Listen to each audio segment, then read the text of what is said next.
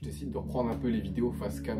Je voulais juste vous dire que il y a peut-être une seule chose qui vous retient d'atteindre vos objectifs, quels qu'ils soient, hein, que ce soit physique, financier ou autre, en vrai, peu importe. Il y a peut-être un seul truc qui vous retient vraiment de progresser vers ce que vous voulez pour vous et pour les autres, c'est votre entourage. Genre, c'est les gens que vous fréquentez littéralement et l'environnement dans lequel vous vivez en général. J'aime pas trop ce dicton-là, cette phrase, parce que ça fait phrase de mec qui se la pète ou qui veut faire le mec intelligent, mais c'est vraiment réel.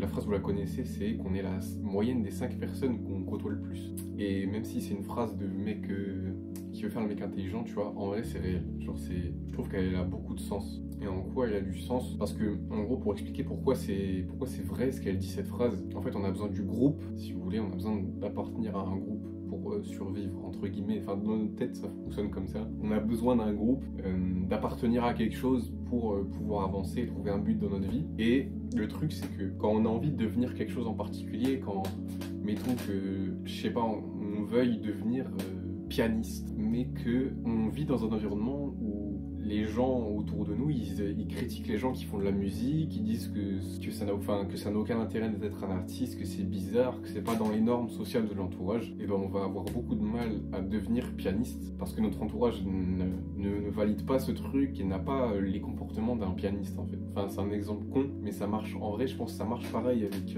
par exemple, si tu veux lancer un business ou si tu veux devenir, par exemple, youtubeur ou si tu veux poster sur les réseaux et tout, alors que c'est mal vu par ton entourage. Genre, si ton entourage pense que c'est gênant, que tu joues un rôle, etc., alors que c'est peut-être pas le cas, t'es peut-être juste en train de montrer ta vraie personne et tout, et ben, je pense que t'auras beaucoup de mal à devenir cette personne et à faire ce que t'as vraiment envie de faire, en fait. Et c'est en ça que ton entourage, les personnes qui t'entourent, en fait, te retiennent, tu vois. Et c'est peut-être vraiment la seule chose, parce que tu peux avoir les connaissances, tu peux savoir comment t'y prendre, mais si tu as du mal à être tout seul dans ton délire en fait, parce que en fait tu vas être tout seul dans ton délire si ton entourage il valide pas ce que tu fais et tu vas te sentir exclu et ça va te stopper, enfin tu vas te mettre des barrières tout seul en fait, enfin tout seul non parce que c'est les autres qui te les mettent entre guillemets mais tu te les mets dans ta tête en fait et genre c'est peut-être vraiment le seul truc qui te retient et sincèrement je pense que c'est ce qui me retient, pour ça que j'en parle en fait. J'ai toujours eu cette barrière, j'ai toujours eu honte d'afficher mon ambition devant mes proches, en tout cas ma famille. Je saurais pas vraiment expliquer pourquoi mais c'est comme ça hein.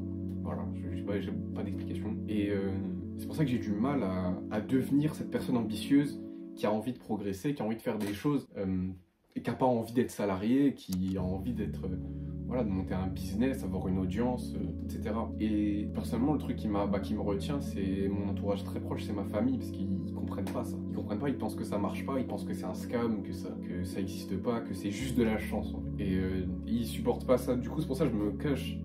Littéralement, pour vous donner un exemple, là en fait je suis en train de tourner ma vidéo parce qu'il n'y a personne chez moi.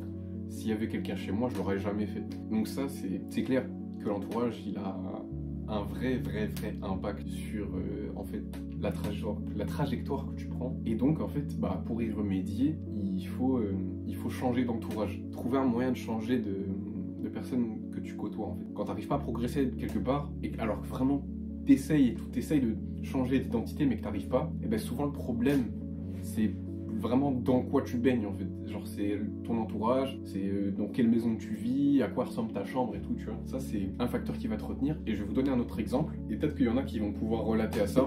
Juste, j'ai pas le syndrome de J de la Tourette, hein. C'est juste que je me craque le cou, hein. Je suis pas en train de faire des trucs comme ça.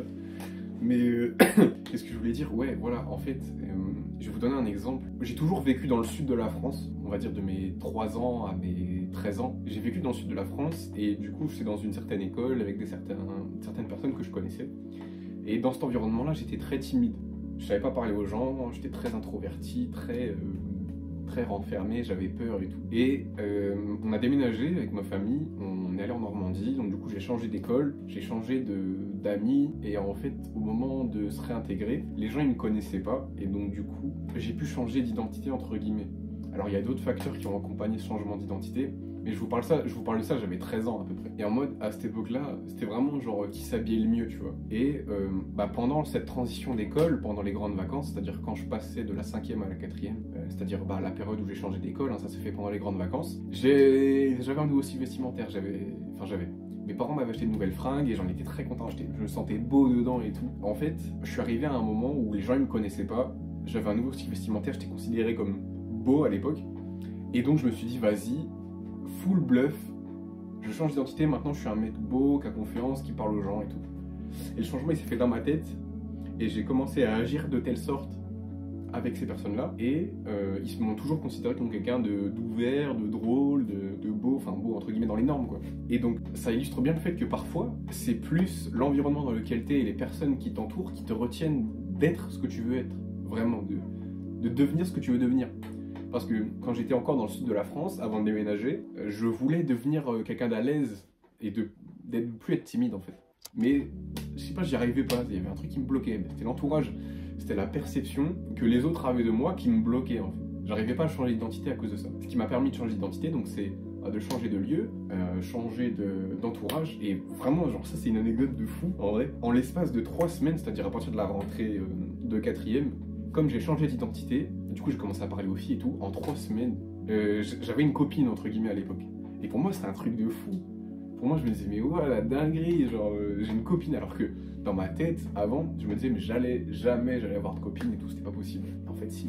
Bon, je vous parle de ça, c'était il y a longtemps déjà, maintenant j'ai 21 ans, mais c'est là où vraiment j'ai compris que l'entourage c'est trop important. Et donc c'est en ça que ce qui nous retient, c'est aussi notre entourage. Donc il faut vraiment être très sélectif sur notre entourage, faut pas laisser n'importe qui entrer dans notre entourage parce que on est la moyenne des 5 personnes qu'on côtoie le plus. Et par exemple, si ton meilleur pote pense une certaine chose, une certaine manière de voir la vie, les échecs, etc., le progrès, les ambitions, et ben tu auras plus de chances de voir les choses de la même manière que lui. Et si la manière dont il voit les choses et dont il façonne sa vie n'est pas en adéquation avec ce que tu veux devenir, ben, en soi c'est un frein.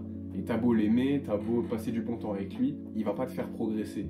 Et donc voilà, faut faire le tri avec les amis, même la famille, des fois c'est un frein, et je sais que moi ma famille c'est un frein, et pourtant je les aime vraiment, ma famille. Mon entourage proche, je les aime beaucoup, mais c'est pas eux qui vont me faire manger tout le temps. En fait. Peut-être mes parents, parce que bon, ils sont là pour ça, mais au bout d'un moment, faut que je me barre de chez moi, faut que j'ai mon indépendance, et faut que je les laisse tranquilles. Et in fine, c'est pas eux qui vont me faire manger, c'est moi qui vais me faire manger. C'est moi qui va me mettre un toit sur ma tête, c'est moi qui va me faire dormir dans un lit, c'est pas les autres. Et bref, c'est pour ça qu'il faut faire attention à notre entourage. Et si on veut vraiment un changement dans notre vie, si on veut vraiment changer d'identité, de personne, d'habitude, de tout, nous refaçonner de A à Z, je pense que ça passe déjà par changer d'environnement. Et moi je l'ai fait très récemment, alors vous n'allez pas le remarquer parce que vous ne me connaissez pas, mais vous ne connaissez pas ma chambre, mais j'ai repositionné tous mes meubles et mon lit et mes trucs dans ma chambre. J'ai changé toute place pour que ça soit une nouvelle chambre en fait. Et en fait, maintenant je me dis que dans cette chambre-là, bah, c'est un espace de travail où je suis productif et où je me branle pas les couilles, où je fais des trucs qui ont du sens. Genre j'arrête de scroller, de regarder des vidéos pour rien. Tout ça c'est vraiment un problème chez moi, c'est que quand je me fais chier, j'arrive pas à m'ennuyer. Donc je regarde des vidéos et bref, je perds un temps énorme. Et voilà, j'ai rangé ma chambre pour ça en fait. C'est juste pour refaçonner mon environnement, et à cet environnement, j'attribue une certaine partie de moi. Vraiment, dans cette chambre-là, dans cette disposition de chambre, bah, c'est mon côté productif qui doit ressortir à chaque fois. Et donc ça passe par toujours garder une chambre rangée. Aussi, ça c'est un truc, ça fait partie de notre environnement, c'est comment est-ce qu'il est agencé. Est-ce que ta chambre elle est rangée, est-ce qu'elle sent bon, est-ce que tu as de la lumière dans ta chambre, est-ce que la déco te plaît, comment tu te sens dans ta chambre en fait. Enfin, je dis ta chambre parce que c'est ton lieu de vie, mais ça peut être ton appart, ça peut être ton jardin si tu aimes travailler dedans, ça peut être même ton bureau au travail. Si tu as la liberté de l'agencer un peu comme tu veux, bah, fais en sorte qu'il soit adapté à toi, enfin, fais en sorte qu'il te donne envie de travailler en fait. Et là, bon, peut-être que, je vais vous montrer ça maintenant. Vous voyez là mon bureau, bon, il n'est pas spécialement rangé pour certains. Mon lit il est fait, bon, ça va, derrière il y a ça. Bon, pour certains, ça c'est une chambre pas rangée, pour certains c'est une chambre dérangée, et je le comprends, c'est vos exigences, etc.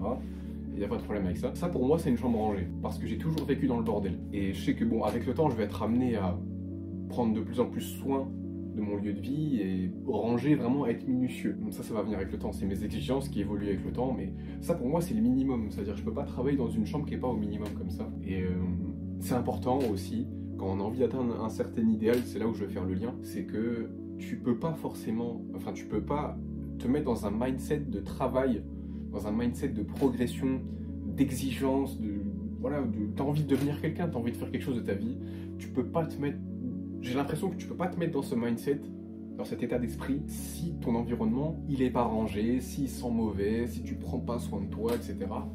Tu vas pas réussir parce que ça va pas ensemble en fait. Pour que tu adoptes cette identité, pour que tu puisses changer d'identité et devenir la personne que tu veux être, il faut déjà que ton environnement il soit en adéquation avec ça. Donc les personnes que tu écoutes, les personnes que tu fréquentes, ta chambre, comment est-ce qu'elle est rangée, est-ce qu'elle est adaptée pour le travail, est-ce que tu as des livres sur ton bureau, est-ce que ton ordi il est clean, est-ce que ton lit il est fait. Enfin, voilà, c'est vraiment un environnement, c'est un tout. Et c'est pour ça que je pense vraiment que l'environnement c'est super important. Il y a un auteur qui parle de ça, c'est James Clear, pour ceux qui connaissent le livre Un rien peut tout changer, il parle très bien de ça. C'est la traduction française de Atomic Habits.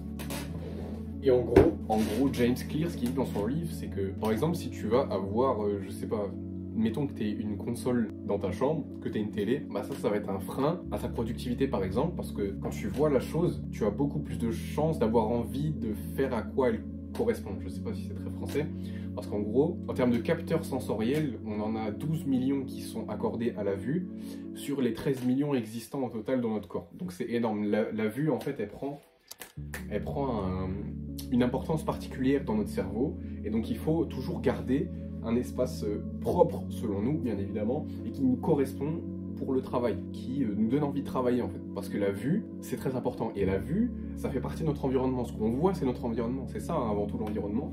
Donc il faut, quand on voit notre chambre, il faut qu'on se dise, putain, ça c'est une chambre de mec qui bosse, c'est une chambre qui donne envie de travailler, tu vois. Comme ça, tu vas pouvoir te mettre dans un mindset de travail, tu vas pouvoir changer d'identité et devenir vraiment qui tu veux être. Voilà, bon bref, je voulais juste parler de ça parce que je pense que c'est vraiment important et personnellement c'est ce qui m'a souvent retenu chez moi, c'est l'environnement et l'idée qu'on se fait de moi, enfin que mes proches se font de moi. Et je sais que si je suis tout seul, j'ai tendance à changer d'identité très vite puisque je suis pas retenu par les autres, je suis pas retenu par mon environnement et mon environnement c'est moi qui le crée. Or, bon là, voilà, je vis encore chez mes parents, bon, plus pour longtemps, c'est bientôt fini, d'ici quelques mois, je suis plus chez eux. Et je vais pouvoir vraiment créer une identité, enfin je vais pas créer une identité, je vais pouvoir vraiment exprimer qui j'ai envie d'être. Devenir qui je suis vraiment à l'intérieur. Parce que ça, je bouillonne en fait, je bouillonne et j'arrive pas à m'exprimer et je suis extrêmement frustré. Bref, je voulais juste voilà, faire cette petite vidéo pour parler de l'environnement. J'espère que ça vous a plu, je sais pas à quel point je vais monter cette vidéo, j'essaie d'être le plus spontané possible et d'être le plus vrai possible, j'espère que ça s'est ressenti. Là je joue pas du tout un rôle comme j'ai pu le faire dans les précédentes vidéos, c'était super chiant. Après le truc c'est que les vidéos je les ai pas supprimées mais je les ai mis en privé. Peut-être je les remettrai après, mais voilà. De toute façon j'ai pas d'audience, qu'est-ce que je raconte? Je dis ça comme si j'avais des milliards d'abonnés frère, c'est dingue. J'ai pris beaucoup de plaisir, n'hésitez pas à insérer un pouce bleu dans cette vidéo pour incrémenter encore plus le plaisir. Et on est mardi, je vous souhaite une bonne semaine et